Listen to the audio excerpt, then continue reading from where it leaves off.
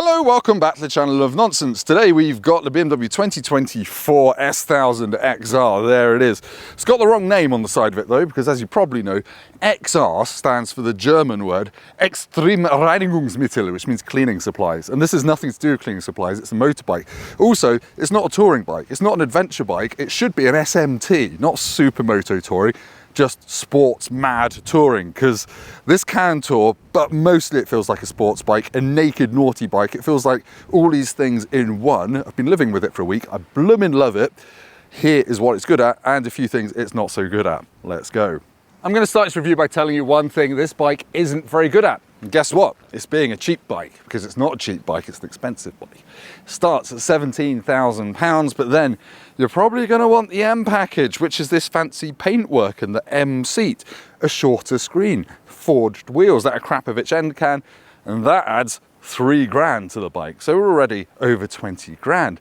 But then there's more. There are two options packs, which you probably want. First of which, I'm going to have to read it from my phone because I'm an amateur. It's the touring pack, which is £900. It adds the heated grips. It adds Sean Connery. It adds the luggage prep, also the centre stand and this GPS mount up here as well. And then you want to add the £880 dynamic pack, which has the up and down quick shifter, the dynamic ESA Pro suspension with auto preload and all that stuff, and cruise control, because you're going to want cruise control on a bike that you're going to take to Europe and destroy some alpine roads and marmots with. Basically, this right here, £22,000. That puts it in the same price bracket as lots of Multistrada V4 models. Yes, they've got 19-inch front wheels, not 17. But yeah, it's a lot of money, but it's quite powerful and got lots of stuff on it. So let's have a look at what's new. The engine, that's reasonably new. It's up 5 horsepower to 170 horsepower at 11,000 RPM. Torque is the same as the old one, 114 Newton meters.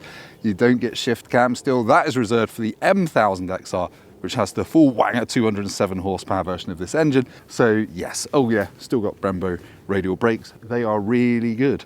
But yeah, not much change in the engine department, but the vibes through the handlebars have got better in my experience. Although I did a first ride on this the other day. Click up there, I'm going to be confident, no, it's there. Click up there to go and watch that, because that's got some quite fast riding in it, and I talk about that and the vibes and stuff.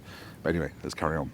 The looks have obviously changed from last year as well. So you've got new daytime running light signature. The headlights look like they've come from the R1250 RT to me, but yeah, they're new. You've got a body colour beak now on it. You've got all new side panels, and you've got those air vents at the seat at the back as well. So all the plastics are basically new on this bike. I did think when I first saw this in white, it looks a bit basic, but I think actually that's just my brain telling me it's a cleaner looking bike than the old one, so less fussy design. I have to say, I do really like the shorter screen that comes with the M package, because the air just hits me about there. It doesn't buffet my head, so I actually really like that as a tall rider. I'm 6'3".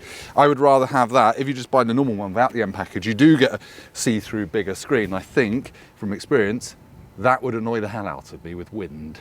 Like your mum. You get a bit more kit as standard now, so you get keyless ride as standard, you get a USB port under there, and also you get Headlight Pro, which is essentially a cornering light as well. It's also got a bigger battery on it, so it can support more bolted on touring add-ons, and also they've tuned the rear suspension for more comfort. But the other big change that BMW are touting is a redesigned seat. You see, I never really liked the old S1000XR seat. It locked you in one place and didn't really let you move about on the bike. And given it's such a sporty ride, which we'll get onto, I thought that was a bit rubbish. This seat is, yeah, supposedly better. There's more room for your buttocks, lets you move around more, says the press release.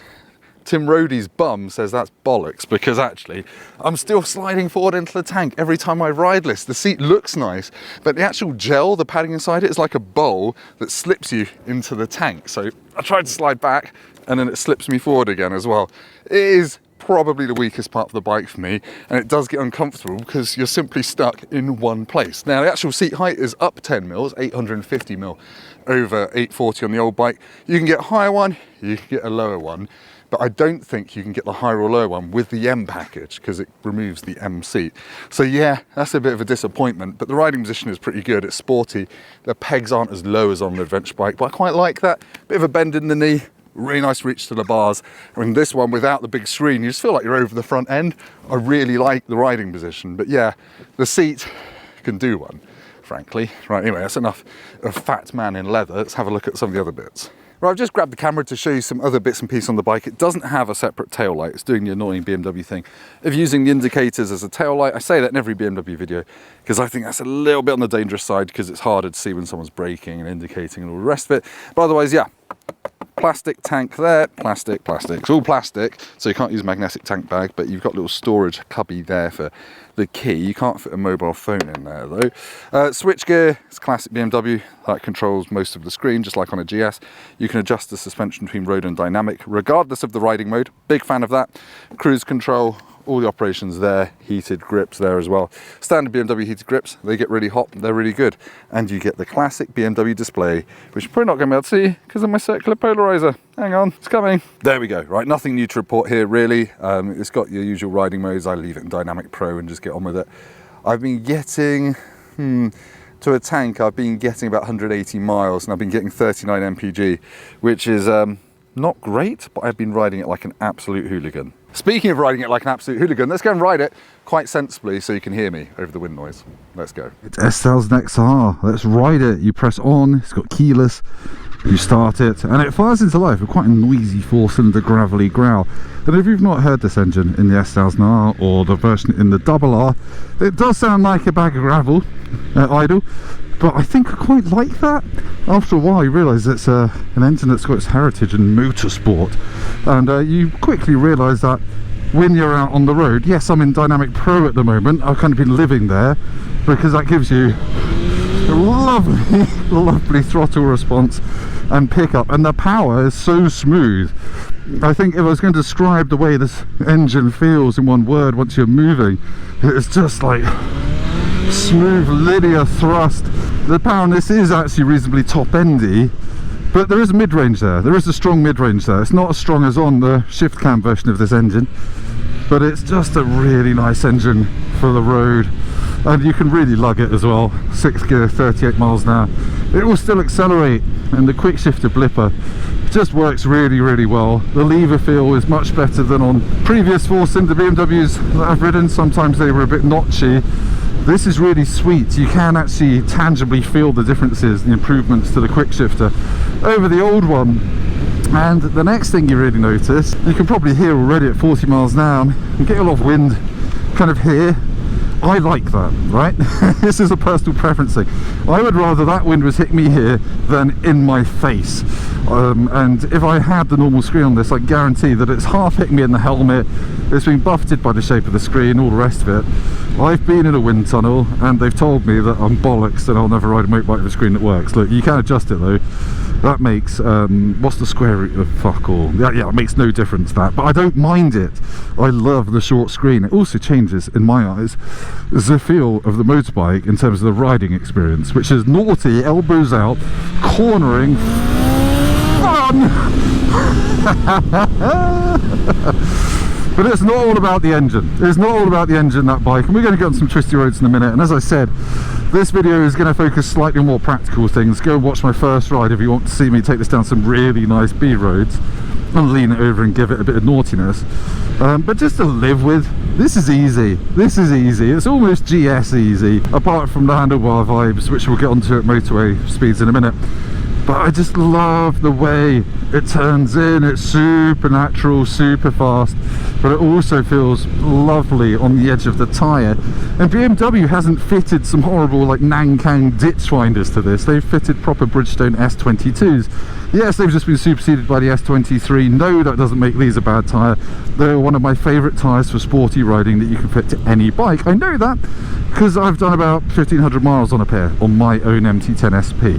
They're super naked sports tyres, and that tells you what this bike is really about. So yeah, I love them. They take a little while to warm up, but once they're warmed up, you'll be you will be embarrassing your sports bike owning mates in much more comfort, which is again this bike's MO really. But anyway, let's do that little bit of 70 miles an hour I was talking about. I'll talk about the cruise control and stuff, and then we'll hit a little bit of B roads and then go for a conclusion. How does that sound? Free content on YouTube about great motorbikes. Get in my belly. You've got purple daytime running lights on your old Defender. Well, let's get on to some dual carriageways, do some 70 miles an hour stuff, and talk about that all important motorway refinement. I love the handling of this bike. I love the speed of this bike. I love the way it will let you lift little wheelies, even with everything switched on in Dynamic Pro, and look after you. Now, you're probably going to struggle to hear me here. I'll probably have to put some noise reduction on this edit in post-production. But yeah, there is a lot of wind noise at 70 miles an hour. This little screen, that's just the way it's going to happen. Look, can you tell any difference?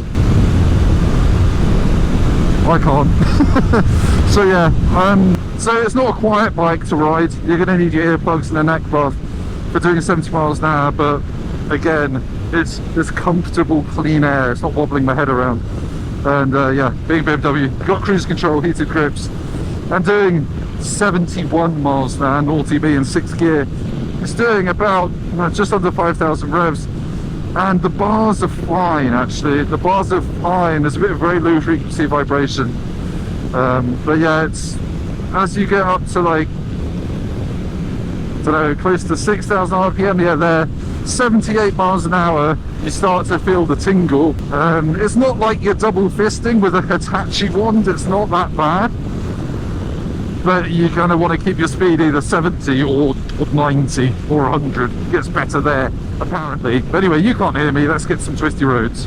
Now, if you're looking at this S1000XR with performance in mind, you're not going to feel shortchanged whatsoever. It takes a little bit while to get in the mid-range, and then it chases to basically that 11,000 RPM red line with a real ferocity.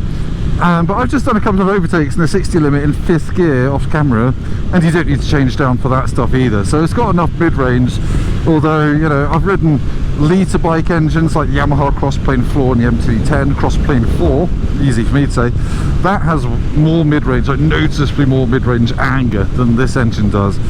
This is kind of smooth through the mid-range and picks up towards the top end, but ridden in isolation, this is lovely and very fast. What I would say is the electronics are so good, you feel quite confident using all of it. Like even in 1st gear, it'll do little wheelies in Dynamic Pro, like, and it will look after you, and you're so fast cross country on this bike, way faster than I can show you on YouTube, unfortunately. And it's just an absolute pleasure to ride. The engine, the brakes are phenomenal. The front brakes really not too sharp, but loads of bite. I'm taking it easy, so it's a bit gravelly, and just rolls around corners like with real fluidity. And you're reminded that it's got a really sporty chassis that just wants to be leaned over, again, more than I can show you, and then you just surf out the corner. It's, I don't know, it's pretty close to being a Goldilocks bike for those people that like to, you know, ride far, ride to Europe, ride to the Alps or what have you, and actually have a really fun bike once you're there. This is absolutely ruddy, bloody brilliant at that stuff. And I think BMW's now just about got it to a sweet spot where it's comfortable enough in the vibration department of the handlebars. The only disappointment for me is I think the seat does still need work. As I said, you just slide forwards into the tank, and even if you hang off, it's quite hard at the edges. So not that you're going to be doing that, but I don't know, I wonder if the M1000XR has a different seat. I'd be interested to find out. So yeah, bike as a riding experience, 9 out of 10. Seat, see me probably.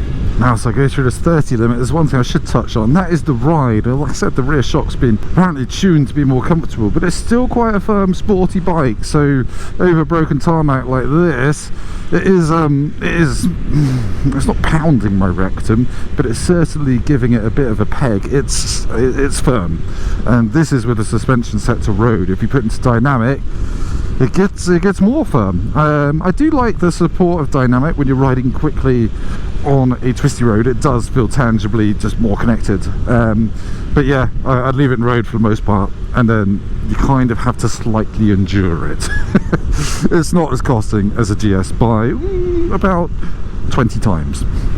Right, it's time to sum up my brain thoughts on the BMW S1000XR. Admittedly, having only lived with it for a week or so, I just wanted to get this video out there because no one else has really ridden this bike.